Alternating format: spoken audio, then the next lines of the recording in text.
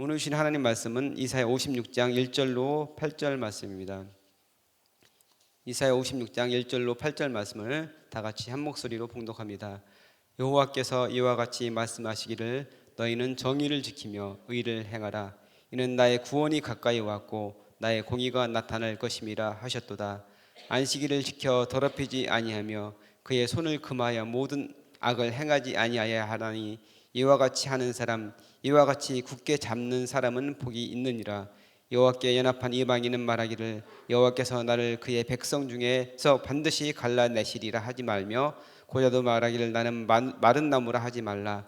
여호와께서 이와 같이 말씀하시기를 나의 안식일을 지키며 내가 기뻐하는 일을 선택하며 나의 언약을 굳게 잡는 고자들에게는 내가 내 집에서 내 성 안에서 아들이나 딸보다 나은 기념물과 이름을 그들에게 주며 영원한 이름을 주어 끊어지지 아니하게 할 것이며 또 여호와와 연합하여 그를 섬기며 여호와의 이름을 사랑하며 그의 종이 되며 안식일을 지켜 더럽히지 아니하며 나의 언약을 굳게 지키는 이방인마다 내가 곧 그들을 나의 성산으로 인도하여 기도하는 내 집에서 그들을 기쁘게 할 것이며 그들의 번제와 희생을 나의 제단에서 기꺼이 받게 드리니 이는 내 집은 만민이 기도하는 집이라 일컬음이 될 것임이라.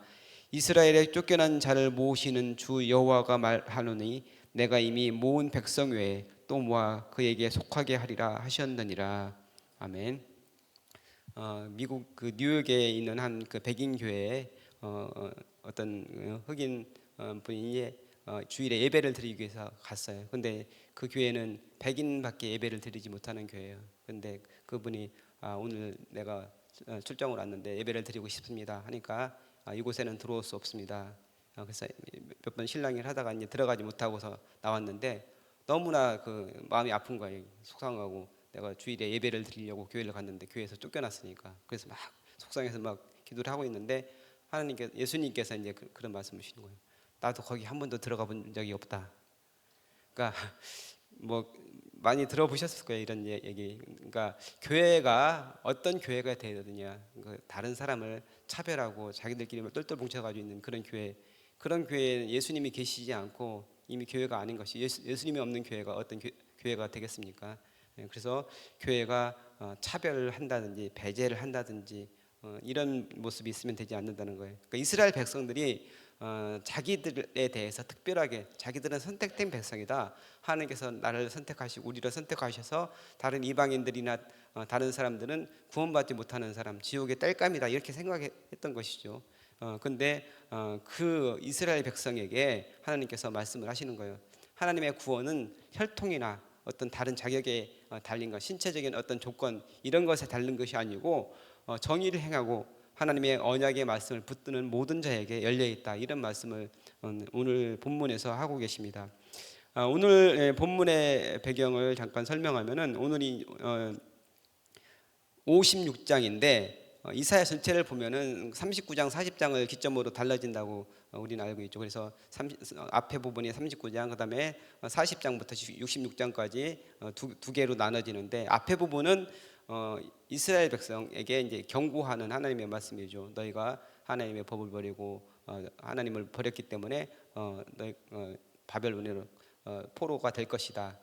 계속 경고하시며 이스라엘 백성에게 앞으로 당할 그런 부분에 대해서 말씀하시는 게 일부고, 그다음에 2부 40장부터 마지막까지는 이제 바벨론에서 있는 그 백성에게 주어진 말씀인데 그곳에서 하나님께서 희망을 주시는 거예요.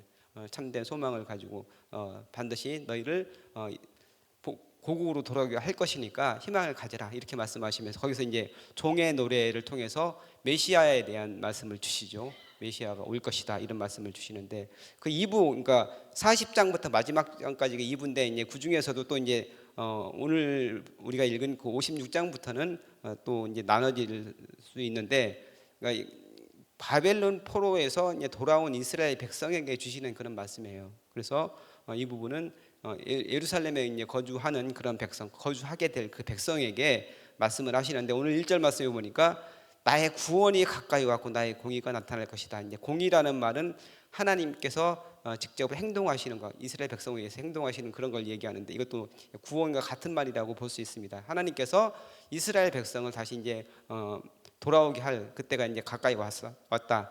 그러면서 너희가 돌아가서 이제 새롭게 구성하게 될 그 예루살렘에서 그 공동체는 어떤 공동체가 되어야 되느냐, 그러면서 말씀을 하시는데, 이제 그러기 위해서 준비를 해야 되는데 정의를 지키며 의의를 행해라, 이렇게 말씀을 하고 있습니다. 여기서 이제 정의라고 우리말에서 이제 표현이 되어 있는데, 새 번역 성경에서는 공평이라고 번역을 했습니다. 이 부분 히브리 말로 미시파트라는 그런 말인데, 이것의 이제 원래적인 의미는 약자를 차별하지 아니하고 사회의 모든 관계에서 공정하게 행하는 것, 그다음에 올바르게 판단을 내리는 것, 그리고 모든 거래와 일상에서 이제 정직하게 하는 그런 행동들을 이야기를 합니다. 그러니까 억울한 사람이 없도록 이제 공평하게 대우하는 그런 사회적인 전반적인 그런 실천을 이야기한다고 볼 수 있습니다. 제가 전에 이제 설교할 때 그 지금 20대, 30대 그 청년들이 가장 민감한 그런 부분이 공평과 이제 공정, 이런 부분이라고 이야기를 했습니다. 그래서 뭐 기성 세대는 좌냐 우냐, 뭐 진보냐 보수냐, 이런 걸 가지고 이제 그 갈등하기도 하고 이제 그러는데, 젊은 그 친구들은 뭐 그런 것보다는 얼마나 이 사회가 공정한 사회냐, 기성세대가 우리에게 어떻게 공정하게 대우느냐, 여기에 굉장히 관심을 많이 가지고 있습니다. 지금 뭐 특히 이제 서울에 사는 그런 사람들 같은 경우는, 우리가 이제 서울에서 뭐 집을 가지려면은 뭐 10억, 20억, 보통 지금은 쉽지가 않잖아요. 그러니까 보통 사람들이 월급 생활을 해가지고 뭐 모은다고 해서 살 수 있는 그런 상황이 아니잖아요. 그래서 젊은이들은 여러 가지 상황 가운데서 이제 좌절하고 이제 실망하고 낙심하는 그런 부분들이 많이 있다는 것이죠. 그러니까 취업을 하기 위해서 뭐 수백 통, 뭐 수천 통의 그 이력서를 쓰는 우리 젊은이들. 근데 이제 사회가 얼마나 우리에게 공정하게 공평하게 우리를 대하느냐, 그러니까 다른 사람에게 특혜를 준다든지 이런 것에 대해서 굉장히 민감합니다. 그래서 그 특혜를 받은 사람은 좋을 수 있겠지만 그를 통해서 배제되는 사람들이 있다면 이것은 굉장히 잘못된 것이다, 뭐 이렇게 이제 생각을 하는 것이죠. 그래서 우리 사회가 이제 그 공정과 공평에 대해서 또 관심을 가져야 된다. 그리고 또 우리 이제 그리스도인들도 마찬가지죠. 다른 사람에게 그렇게 이제 배제한다든지 이런 것은 좋지 않다는 것이죠. 그래서 이제 이렇게 공정하고 공평한 그런 사회가 되도록 노력을 해야 된다, 이렇게 말씀을 하고 있습니다. 그다음에 의의를 행하라고 이야기를 했는데, 의의는 그 새 번역에서는 공의라고 표현되어 있습니다. 이거는 이제 하나님의 뜻에 따라서 살아가는 도덕적인 윤리적인 그런 삶을 이야기를 합니다. 여기서 이제 중요한 것은 이런 삶을 살아가기 위해서는 하나님과의 올바른 관계를 맺어야 된다. 이제 그게 이제 기본 전제가 되는 거예요. 그러니까 우리가 하나님의 성품을 닮아서 이웃에게 자비와 사랑을 베푸는 그런 삶을 살아야 되는데, 그러기 위해서는 하나님과의 바른 관계를 맺어야 된다, 이렇게 이야기를 하고 있습니다. 그러니까 이스라엘 공동체는 예배를 통해서 하나님을 만나고 그 하나님의 말씀을 듣고 그 말씀대로 살아가는 것. 우리는 그리스도인으로서 하나님을 우리 마음에 모시고 예수님의 성령님을 우리 마음에 모시고 살아가는 사람들로서 우리가 예수님의 성품을 닮아가는 그런 사람들이 되어야 되잖아요. 그래서 그러기 위해서는 바른 관계를, 하나님과 나와의 관계가 바르게 맺어져야 된다. 그러니까 그래서 우리가 예배의 자리를 지키는 것, 그다음에 말씀 묵상을 통해서 하나님을 만나는 게 중요하다는 것이죠. 그래서 그 하나님의 뜻을 바로 알고 또 하나님과의 그 관계 안에서 다른 사람을, 형제를 사랑할 수 있게 된다는 것입니다. 그래서 이제 오늘 본문에서 이야기하는 정의와 의에 대해서 말씀을 드렸는데, 이것을 이제 구체적으로 어떻게 행동을 해야 돼, 어떤 것을 통해서 이것이 나타날 수 있느냐, 그러면서 2절 말씀에 안식일을 지키라고 이야기를 합니다. 하나님께서 안식일을 지키는 자가 복이 있다, 이렇게 말씀을 하시는데, 안식일의 기본 의미는 어떤 것입니까? 하나님께서 이 세상을 창조하시고 6일 동안 창조하시고 7일째 하나님께서 안식을 하셨잖아요. 그래서 안식을 하시면서 내가 쉬었으니까 너희도 쉬어야 된다, 이렇게 하면서 안식일을 주셨는데, 이 기본적인 의미는 어떤 거냐? 모든 날들, 나에게 주어진 모든 날들이 하나님께서 주신 것이지만 그 중에 시간을 따로 떼어서 하나님께 드리는 거예요. 안식일은 그 일주일 중에서 하루를 하나님께 올려드리는 거예요. 그러면서 하나님을 묵상하고 하나님께 예비하면서 나 중심에서 하나님 중심으로 살아가는 것, 이것이 이제 안식일의 이제 기본적인 의미인데, 구약 성경에서 안식일에 대해서 십계명에 나온 부분이 이제 두 군데가 있는데, 출애굽기와 신명기에서 두 번이 나오는데 조금 그 초점이 달라요. 출애굽기에서는 그 창조의 하나님, 내가 너희를 창조했고 안식을 했으니까 너희도 안식을 지켜라. 신명기에서는 내가 너희를 구원했으니까 너희는 안식일을 지켜라. 이제 초점이 좀 다르게 나오는데, 여기서 이제 구원한 것은 애굽에서 종살이하는 이스라엘 백성을 구원하신 거잖아요. 그래서 그 가운데서 억압과 핍박과 고난 가운데 있는 백성을 구원해 내신 거예요. 그래서 구원받은 하나님의 백성으로서 너희가 삶의 자리에서 다른 사람을 억압하지 말고, 다른 사람이 힘들게 하지 말고, 다른 사람에게 악행을 가지 마라, 그런 말씀을 하시는 거예요. 그러니까 안식일을 말씀을 하시면서 내 집에 있는 종이라든지 나그네라든지 뭐 짐승이라든지 그 모든 것들이 다 안식을 해야 된다, 이렇게 말씀을 하고 있습니다. 그래서 신명기에 나온 그 안식일에 대한 그런 초점은 다른 사람을 향한 그런 배려라든지 다른 사람을 향해서 사회적인 평등을 실천하라, 이렇게 이야기를 하고 있는 겁니다. 그러니까 지금의 우리가 주일을 지키는데 지금 같은 이제 개념으로 안식일이 우리가 이제 안식일이 주일의 그림자라고 볼 수 있고, 예수님이 부활하신 그날을 우리가 안식일로 지키고 있는 건데, 여기서 우리가 주일을 지키면서 어떻게 해야 되느냐. 옛날에는 주일에 뭐 물건도 아무것도 뭐 하지 않고 오로지 예배만 드리고 전통적으로는 그렇게 생각을 했었잖아요. 근데 이제 중심적으로 우리가 주일을 어떻게 지켜야 되느냐.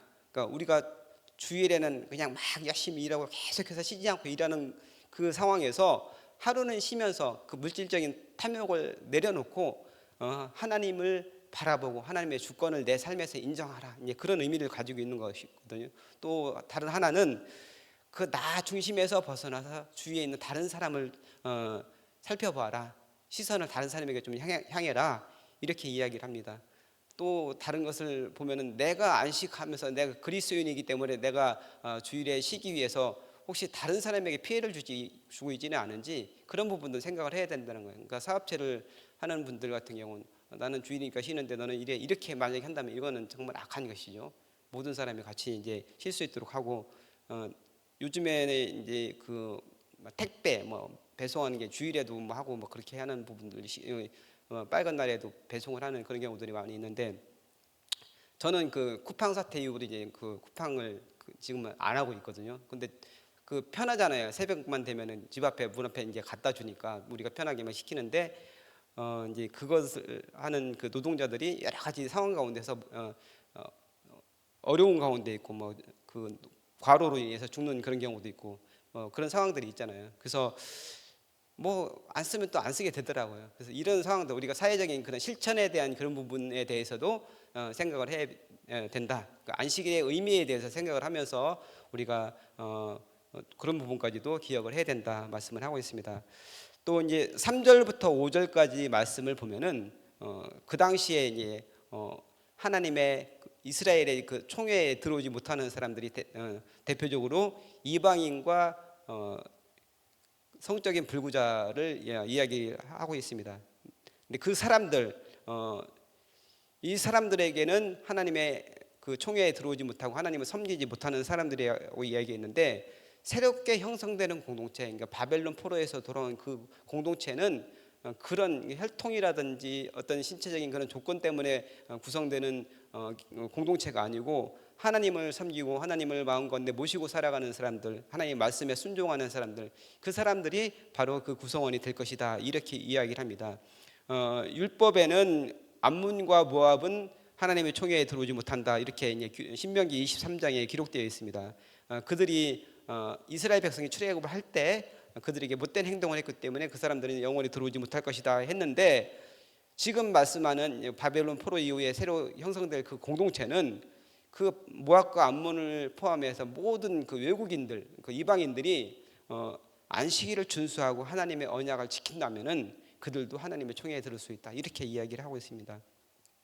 또한 이게 성불구자는 총회에 들어오지 못한다는 말씀도 신명기 23장 1절에 나와 있는데, 이스라엘 백성이 바벨론 포로 생활하면서 그 환관에 되어서, 그러니까 그 궁전에서 이제 여러 가지 일을 하기 위해서 이제 들어갔던 그런 사람들 있는, 이 사람들은 거세당하는, 강제로 거세당한 그런 사람들이 많이 있었어요. 그러니까 실제적으로 자기 의지가 아니고 다른 사람에 의해서 그렇게 된 사람들이 많이 있었다는 얘기죠. 그러니까 우리가 그 느헤미야라는 사람도 이스라엘 백성을 그러니까 이끌고 하나님의 나라를 위해서 그렇게 헌신했던 사람도 환관이었을 그럴 가능성이 있다. 뭐 이거는 확실하게 뭐 학자들마다 의견이 갈리는데 그럴 가능성도. 왜냐하면은 그 당시 이제 페르시아 바벨 그 바사 그 궁전에서 있기 위해서는 그렇게 많은 사람들이 환관으로 있었다.